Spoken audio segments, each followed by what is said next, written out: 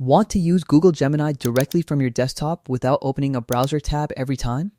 In this video, I'll show you how to install the Google Gemini desktop app on your Windows 11 PC or laptop.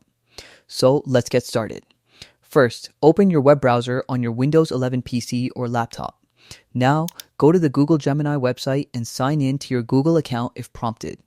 Once Gemini is open, click on the three-dot menu in the top right corner of your browser. From the menu, hover over or click Cast, Save, and Share. Next, select Install Page as App.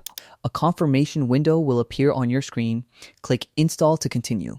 The Gemini app will now be installed on your computer and open in its own desktop window. You can pin it to your taskbar, start menu, or desktop for quick access. The next time you want to use Gemini, simply launch it like any other desktop application without opening a regular browser tab. And that's how to install the Google Gemini desktop app on your Windows 11 PC or laptop. Thanks for watching.